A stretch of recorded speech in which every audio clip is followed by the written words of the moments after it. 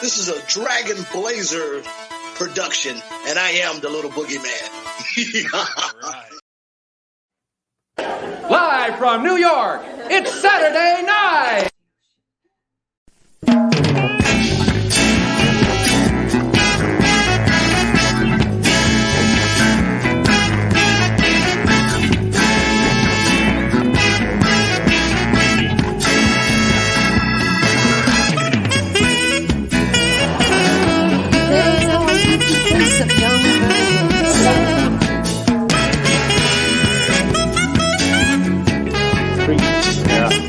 Haven't got many options left.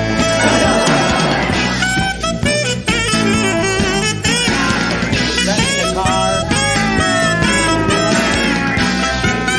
Did they come down?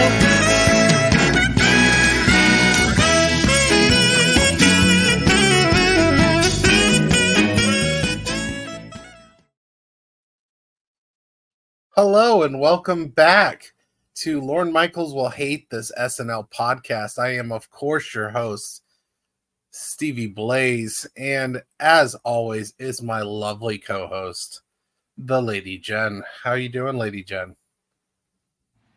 I am good and unmuted. Good and unmuted. So it's been a little You while. are a little dark, though. It's hard to see you.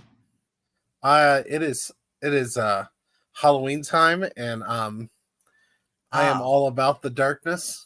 You are going creepy. I Okay. come from the shadows and stuff. I like it. But yeah, it's been a little while since we've done this. One thing. Wait. Should I add a hoodie too? Are you cold? Oh, okay.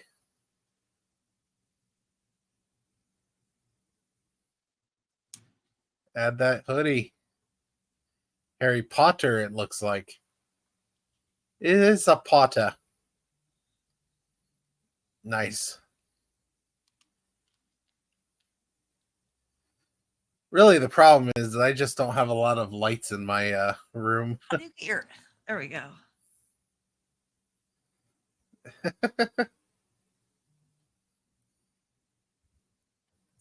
Looking good, looking good. Right? Like mine? I do. So one thing I want to talk about, since we've been on the show last, we have had the 50th season of SNL come back. We've had 3 episodes of the newest season of the 50th season. So 50 years. It's been 50 years. Obviously, we are on year 1. But a couple things. They've been bringing some people back, which is really cool. I love they've been bringing They back. brought back, and we should watch one if we know if we've seen somebody that they brought back. I mean, I have been watching it. I've watched every episode that's come out so far. I meant we should. Yeah, one. sure. Yeah, I gotcha. So they've been bringing back Andy Samberg. He was on a skit for this newest episode, but he's also been coming back playing Kamala Harris's husband. Oh, okay. Kamala has been played by Maya Rudolph, who is a past alumni. And then they've had this isn't a comeback. This is an interesting choice. They got Jim Gaffigan playing Tim Waltz, and he's fantastic. Who is Jim Gaffigan?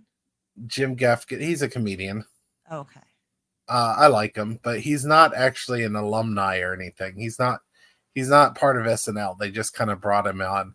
And then they've got Dana Carvey doing Joe Biden. It's been pretty fun. I feel like I know that name. Dana Carvey? You've seen you've seen Wayne's World, haven't you? Yes. He's Garth from Wayne's World. Oh, okay. See, I'm terrible at names. And I'm just really, really bad at names. And for the people that listen to this because they're longtime SNL fans, he is one of the greatest cast members of all time on Saturday Night Live. Hang on. Once again, once again, we do got to point out that my co-host is just watching this for the first time. She's never really watched Saturday Night Live. We're introducing it to her, so she's not aware of the famous cast members that we've had throughout the years. Dana Carvey is one of them. Yes, I was explaining to the audience, our two listeners. I forget there's an audience. I'm explaining to our two listeners that you haven't really watched Saturday Night Live, so you're not as familiar with the different people that came from the show. This is true. I don't know many. Now this is going to be. I know. What's her name? Oh, I'm bad with names. She's got brown hair. Kristen Wiig. No. Brown hair. Oh, I don't know. I'm not sure. There are so many people. We're talking 50 years. We're on 50 years of Saturday Night Live, so it could be. I got brown hair. Yeah, you got. No, the girl with the brown hair. That one girl with brown hair. That could have been at any time. And I'm betting you don't know around the era that she was popular either. You probably just vaguely know that she's from Saturday Night Live. Yeah. Do you have any idea what movie she's been in? Sure don't, because I suck at names. That's very helpful. Some things I've noticed is they got rid of this one girl. Who is the most famous women to come out of Saturday Night Live? Maya Rudolph, Amy Poehler, Kristen Wiig, Tina Fey. Tina Fey. Okay. That is who I have heard of. Yes, Tina Fey. She's got brown hair, right? She does traditionally. She was Sarah Palin, right? Yes, she did Sarah Palin. Yes, okay. That's who I have heard of. Yes, that is Tina Fey. But there was a new cast member that was in season 49 that I thought was really good. I thought she was going to be a breakout star last season. Like, she had some really good sketches, and they cut her, and I don't know why. I cannot find out why, and I don't understand it. They got rid of Please Don't Destroy, which is the people that were doing their digital shorts. I'm confused by that. So it's been kind of weird this season. Although this last episode, they had host Ariana Grande come back. That girl is good. You know what? She's hosted, I believe, twice so far, and both times she's had some really good sketches. It was a funny episode. Yeah, she was an actress, right? She was on a Nickelodeon show or a Disney show or something. I think that I read that she played Kat on some Nickelodeon. I don't know. It was like After Our Time. Yeah, I didn't watch it, but yeah, I know there was a spinoff with her and the girl from iCarly, Sam and Cat. But I don't remember what her original show was. But yes, she started out as a Disney, or not Disney, but she started out on Nickelodeon, and I'm not sure what show, and then became a pop star. But yeah, she hosted this last Saturday, and she was really good. The sad part is they had Stevie Nicks as the musical guest, and I don't know how to say this. I don't want to be a dick, but Stevie Nicks' voice is getting a little rough. She's been around a long time, and I did not enjoy her. And I love Stevie Nicks. Fleetwood Mac, great band, but I don't know. She was a little rough. Anyways, that's, I think, mainly what I wanted to say about Saturday Night Live. This new season has been pretty good, even though I'm sad that they got rid of the one cast member that I think was going to be a star, and I don't understand why you got rid of her. Darn you for getting rid of whomever. I feel like a jerk because I can't remember her name right now. She was only on there last season, but she was really, I mean, she did some good sketches.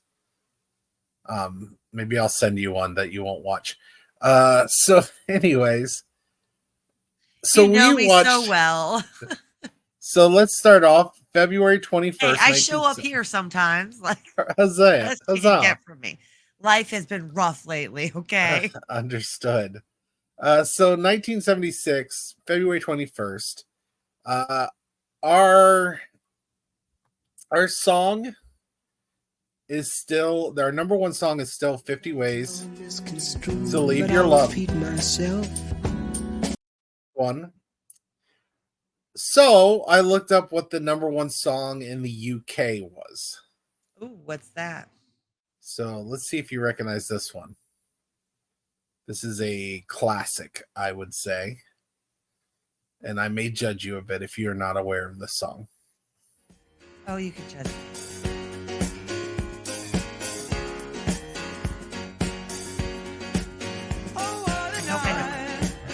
Oh, okay. 63. Just don't judge my dancing. I'm not judging the dancing. We're white, it's fine. Right? In school, the kids were like, that's not dancing, Miss Jennifer. Well, the same. Lady, what a night. Yeah. I know the song. I can't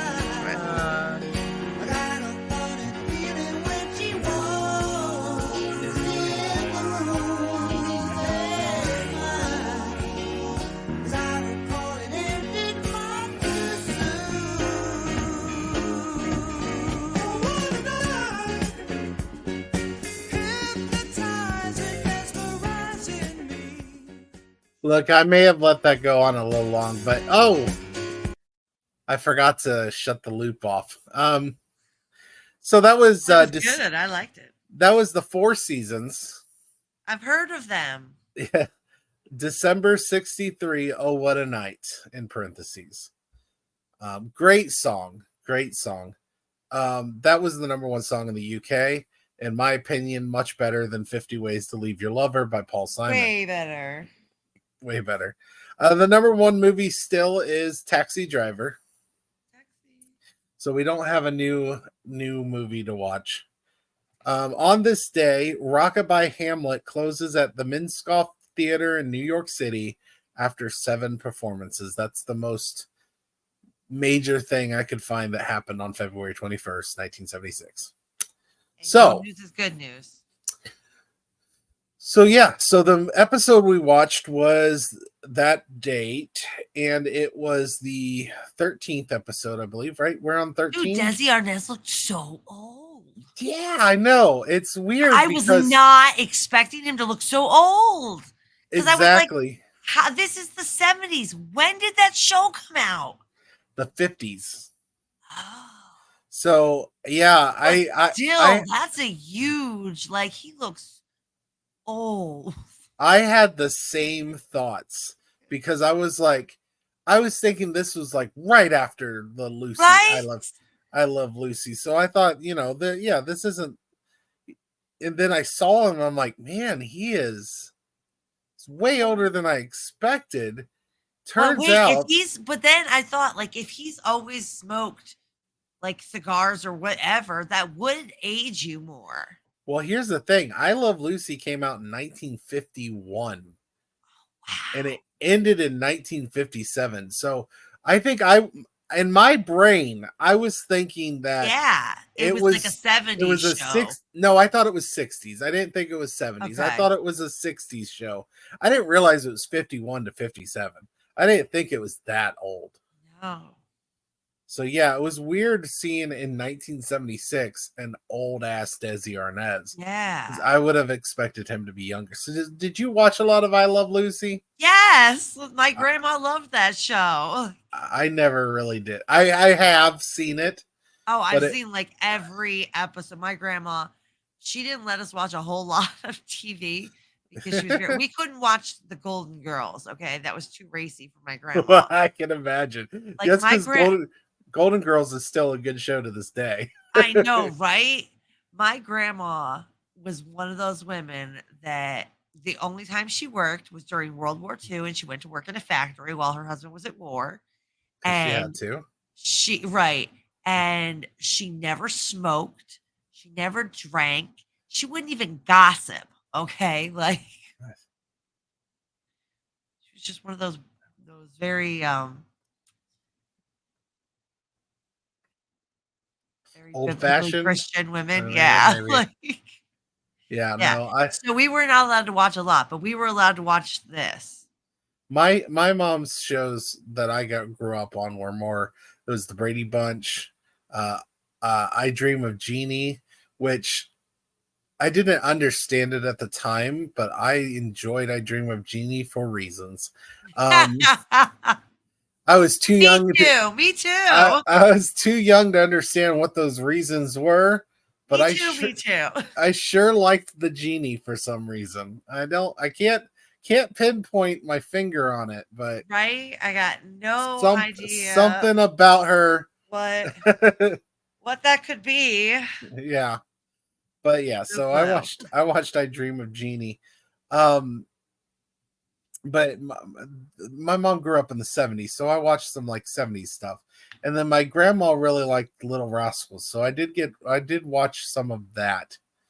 But yeah, never really watched much Lucy. I've seen it, but I can't tell you anything that happened. I don't remember.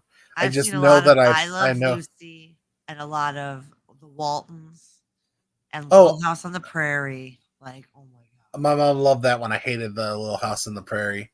Happy Days. I think I did watch that one every once in a while. All right. So anyway, that's actually a 70s show if I remember right. Happy Days. I think so. It just takes place in the 50s. Yes. So we start the show off with the cold open with more clumsy and dumb Ford jokes, but I liked this one all right. I thought it worked better. It was funny. Yeah, I like this. I liked Dan Aykroyd playing the psychiatrist. Yes. And even though he's still not doing, Chevy Chase is still not doing a Gerald Ford impression, but it was kind of the jokes were funny. The jokes were funny. Yeah, it was a good cold open. Yes. Then we get a kind of a quick monologue about Cuban cigars with Desi Arnez and him just smoking on stage the whole time. And that just continues throughout the show. Right, which is why I was like, maybe that's why he looks so old. Maybe. Or he is old because it was 1951 that show actually right, but I'm just saying, like, that's why he looks even older than he would. Right. And his teeth were gross.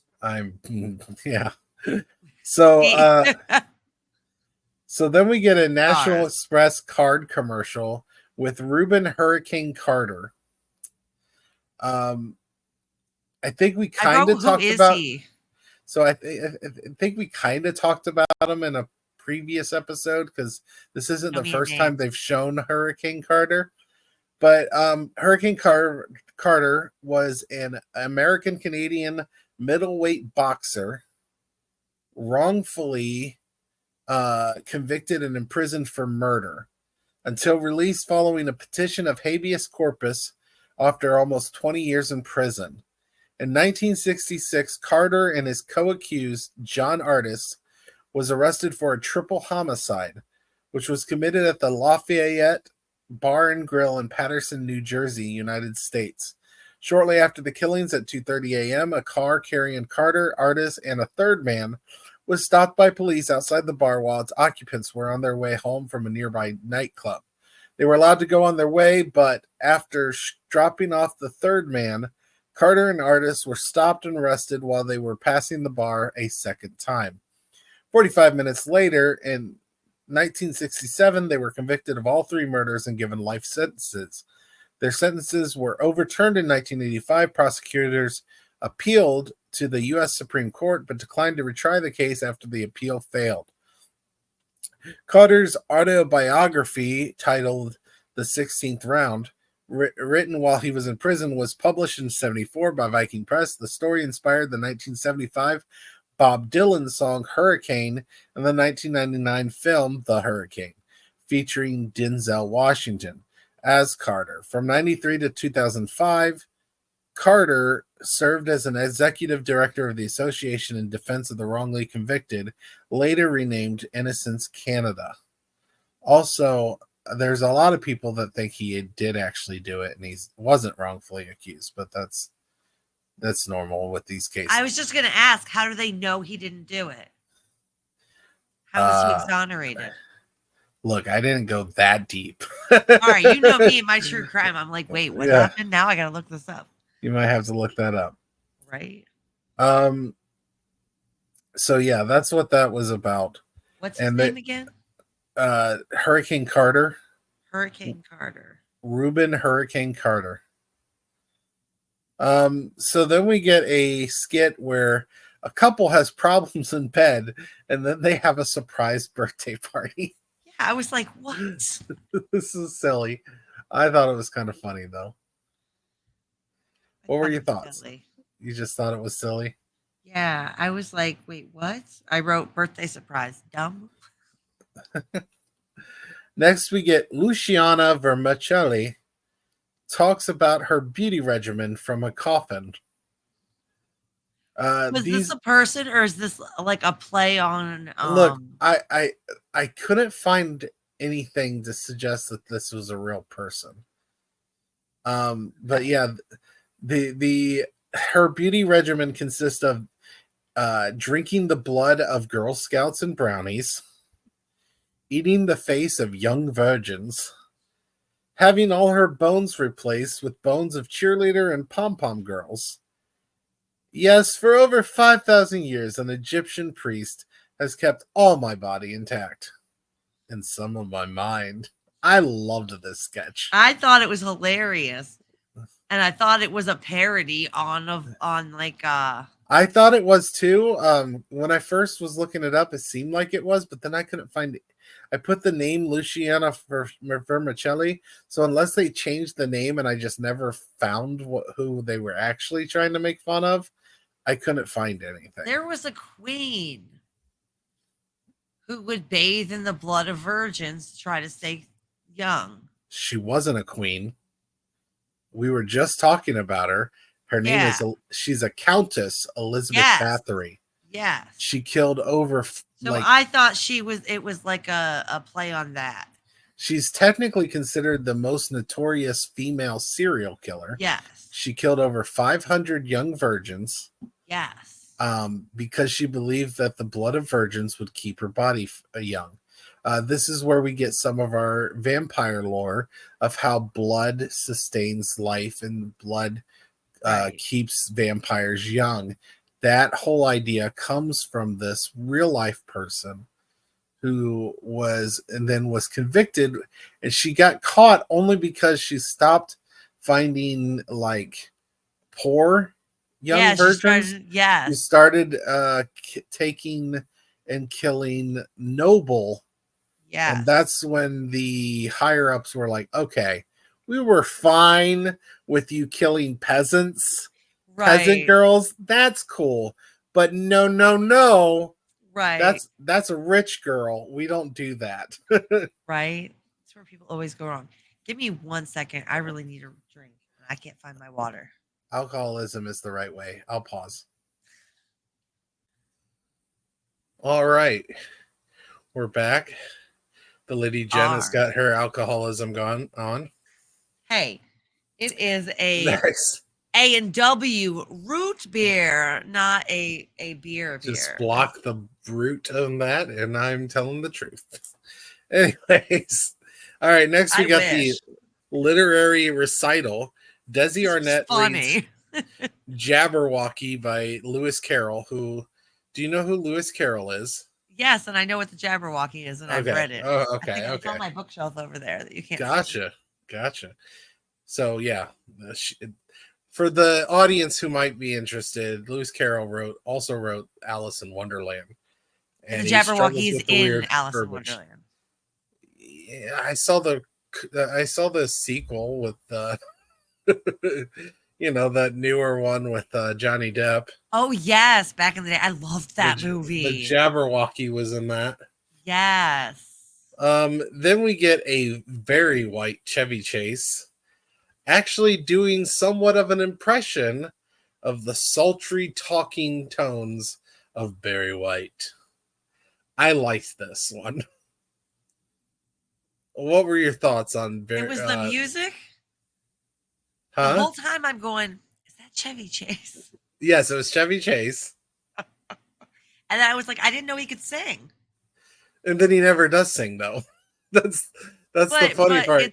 It's like on, I don't know. I thought it was singing. He was making fun of Barry White, how Barry White does his songs where he's like, all right, yeah, I'm coming in, girl. Like, well, yeah, but it still like sounded good. Yeah, no, I liked how he just like every time he was about to sing, something interrupted him. He never actually does any of the singing part. Then we get the failed "I Love Lucy" ideas. Some of the failed ideas was "I Saw Lucy," where,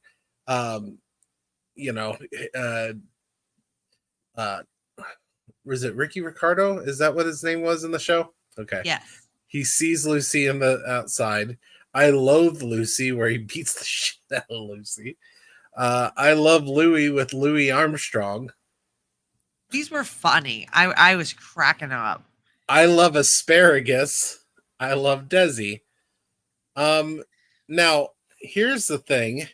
Did you know who was playing the young Ricky Ricardo? No. Desi, or Ricky Ricardo, was played by Desi Arnez's and Lucy's real-life son, Desi Arnez Jr. Oh, I did not realize that. I mean, I thought he looked a whole lot like him. Yeah, that was his son. You know what drove me nuts, though, about this whole thing? Is every time Desi Arnez was talking, his tie was so wide. It was like the size of his face. Oh, jeez. Then we get the weekend update. That's all I get. You're like, oh, jeez. Yeah, I didn't. Moving on, Jennifer. I didn't notice. Moving on. I didn't notice that part. Then we get weekend update. It's really wide. It's like all right. We get Ford being dumb again. This is what I had. Now, I watched this about 3 weeks ago, so I don't have everything memorized. I know, right? And I just kind of put notes on. So we get that. We get Fred Harris. From 1969 to 1970, Harris served as a chairman of the Democratic National Committee. In the 1968 presidential election, Democratic nominee Hubert Humphrey strongly considered him as his running mate. Harris unsuccessfully sought the Democratic presidential nomination in 1972 and 1976. After 1976, he was a professor at the University of New Mexico. I don't remember what the joke with Harris was. Probably something about him trying to be, the Democratic nominee. If you have any notes, just interrupt me. It. Oh, was it? Maybe that was later. Maybe. Then we have Edward Kennedy is not a candidate. There was no laughs. Right. We get Mexico, anti-Zionism. Zionism, a movement for originally the reestablishment and now the development and protection of a Jewish nation in what is now Israel. It was established as a political organization in 1897 under Theodore Herzl and was later led by Chaim Weizmann. Once again, I made the mistake of not writing down what the jokes were. So I'm just reading, hoping that you just got done watching the episode, whoever is listening to this, and we'll get these based on the, what I'm talking about. I don't have anything until Speed commercial, LOL, but I don't remember what it was about. So I apparently thought it was funny. Yeah.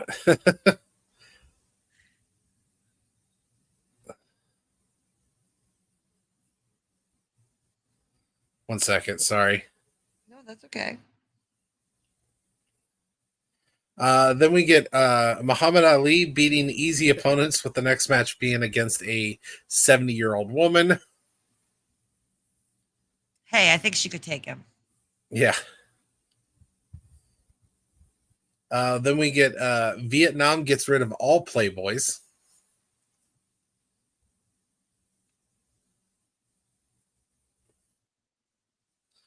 One second, my brother-in-law's messaging me. Teddy the koala suicide leads to Franco's death again. I don't know. I didn't write anything down. It's been a while. Yeah, I know. There was supposedly there was a koala at the zoo that committed suicide, and it led to Franco's death. You know, the Francisco, the guy who died like over a month or so ago, that he keeps bringing up. Yes, okay. Get the lead out of your gas. Then we got the speed commercial repeat. Right. Then we get Ford is too conservative. This one got some groans from the audience. Richard moves to China. I am not a cluck. A cluck. You don't. So I don't remember it, and I didn't write anything down. Well, you know that Richard Nixon, after like the Watergate scandal, he's like, I am not a crook. Oh, okay, I am not a crook.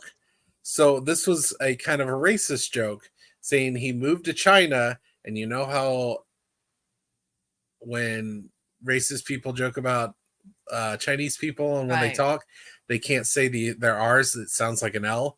I am not a crook. Yes. I gotcha. And he got groans. Then we get a movement for originally the reestablishment and now the development and protection of a Jewish nation. Oh man, this seems to be up there. Jewish nation, it was now Israel. It was established as a political organization in 1997 under Theodore Herzl, and was later for some reason it cut off. During his tenure as governor, Ray served as the chair of the National Governors Association from 75 to 76, led to the passage of the Iowa Burials Protection Act of 1976, which was the first legislative act in the United States that specifically protected American Indian remains and accepted thousands of refugees into Iowa. Then I have here Henry Kissinger getting shot by firing squad. Execution by firing squad. I don't know. It used to be a pretty popular form of execution. Do you know why they liked doing execution by firing squad? Like, do you know anything about firing squad? No. I would say it's cheap. One of the benefits of firing squads is you don't know who did it. Exactly. So kind of like when they dropped the bomb. Yeah, they had a whole bunch of planes go out, so nobody knows who dropped it. The real one, yeah. So yeah, that's exactly why they do it. Like most of the guns have blanks in it, so you don't know who actually does the killing shot because they don't tell you which one has the actual. But execution by firing squad is currently only permitted in 3 states, which I didn't realize it was still permitted anywhere. Mississippi, I knew it was. Mississippi, Oklahoma, and Utah. And this procedure has not been used since 2010. Patricia Hearst's mother will kill her if she doesn't look nice. Then we get another one of his making weird talking while talking about the Patricia Hearst trial, and this one was with Betty Boop. Yes. It was funny. All right, then we're done with Weekend Update. We didn't get we didn't get Latella. We also didn't get Hard of Hearing or any of those kind of things. Thank goodness. We get a sketch called The Untouchables. That was long. With Desi Arnez. I loved this sketch, though. Long or not. Number one, The Untouchables is an American crime drama produced by Desi Lou Production. That is the Desi Arnez and Lucy Did he really not get to production talk company. in the first one? He was, I think he was a producer. He never was actually in the. Oh, okay. Because of his accent, it was kind of hard for him to make sense. Because you know who the Untouchables are, right? No. So the Untouchables are the name that were given to the. I assumed it was some kind of mafia. So the Untouchables are the name that was given to Elliot Ness and the detectives that caught Al Capone in the 1930s. It was the detectives that caught Al Capone, or the people that were called the Untouchables. The people that were investigating Al Capone and the mafia and his criminal organization. The detectives were called the Untouchables. Oh, okay. So, and there's a movie based on it. That was a show from the 50s based on it. Yeah, it had to do with Al Capone. It ran from 1959 to 1963 on the ABC television network, based on the memoir of the same name by Elliot Ness and Oscar Fraley. It fictionalizes the experiences of Ness as a prohibition agent fighting crime in Chicago in the 1930s, with the help of a special team of agents handpicked for their courage, moral character, and incorruptibility, nicknamed the Untouchables. The book was later made into a celebrated film in 1987 and a second, less successful TV series in 1993. And we get to see more of, I thought Gilda Radner did a great Lucy, by the way. Right? She was so good. She does a great Lucy, yeah. Yes. Then we get an I Love Lucy skit, and I was like, one of the things I put on here. Ethel? Yeah, and I put... That was so funny. I was like, did Lucy dress like Hitler? I say that, but I'm pretty sure she was going for Charlie Chaplin, not Hitler. Yes, yes. But still. Hitler... That one was funny. Hitler is one of the few people in history that is so evil that his facial hair is offensive now. Right? Because have you ever seen anybody with a Hitler mustache nowadays? No, you don't do it. You just don't. Then we get a Gary Weiss film with a man and his cat. It was interesting. I don't remember it. It's just a dude talking about his cat. Just sitting on his couch. It was a Gary Weiss film. And it had, if I remember right, Gary Weiss actually introduced it. Or maybe that was the last episode. Then we get Desi Arnez as an acupuncturist, but he uses cigars instead of needles. That was funny. It was cute. I like that one. Then we get Date Night with Chevy speaking gibberish. This was an interesting one. What were your thoughts? I put meh. Meh. Meh. I did like that we had the bisexual minute. Yeah, I put LOL, but I don't remember what it was. It was Jane Curtin just talking about the first woman to decide she wanted to leave her husband for a woman. Yes, okay. The bisexual minute. Yes. Yeah, I liked it. Then we get Gilda Radner as Lucy talking about Desi's book called A Book, which I believe was a real book called. Was it? I believe so. And then we get Desi singing Babalu. I guess Lorne was worried that Desi was going to have a heart attack during the song because of the way he looked. He was starting to get red. Yeah. I will say this. We did mention it earlier. He looked so old. During the Lucy skit, I didn't realize that Desi Arnaz is the one that made Cuban Pete popular. Like, I know Cuban Pete from fucking The Mask. And I was unaware that that was popularized by Desi Arnaz. I did not know it either. Do you even know? But I don't remember The Mask. The movie The Mask with Jim Carrey. Yeah, but I don't remember. he literally, he's like trying to distract a bunch of cops, and he was wearing, and he changes into this like with maracas and everything, and he Oh, starts yes, yes, singing, "My yes, name is Cuban Pete. I'm the king of a rumba beats. When I go yes. chick chicky boom, chick chicky boom, chick chicky boom." It's the only The reason I whole know the thing. damn song, but I didn't realize it was popularized by Desi Arnez. But I used to love The Mask. The Mask was a great, great movie. But that is it. That is the whole show. Yay. So, what were your thoughts on the Desi Arnaz episode? I thought it was funny. I thought the whole time I was watching it, I was like, oh, Steven's gonna like this because this isn't just him over and over and over again. It's actual cast members doing things with him. Right. So I was like, yeah, you're gonna like that.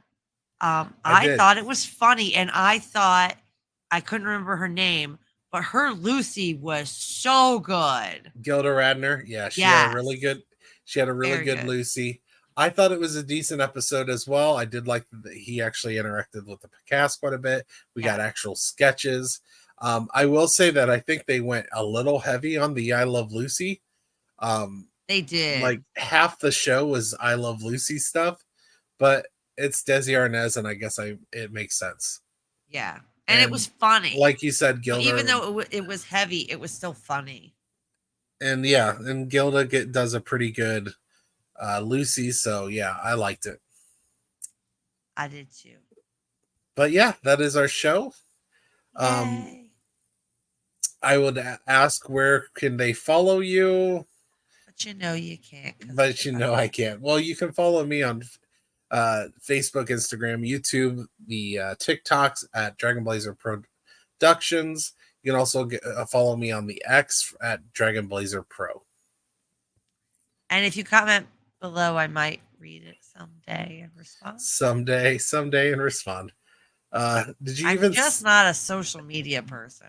So you Sometimes probably, I think of this as like hanging out with Steven time. I don't think of it as like. So you didn't even see that I actually made a message on the on our group that we made. No. It was talking about how I kind of felt like it was talking about the new season Oh, of Saturday I Night Live. haven't read it yet. I was hoping to build some discussion, but yeah. Which I did a little bit. It's been a busy on week, mine. Steven, and it's Fair only Monday. Fair enough. Last week was shit, and I've got a lot to like. And it's fall break, so it's like I've only got 5 kids instead of a full class, but I've got so much paperwork to get to. All right. Well, let you get on that, and go help my coworker who's gonna call me any minute. Right. All right. Well then. So good night. And have a pleasant tomorrow. Yes.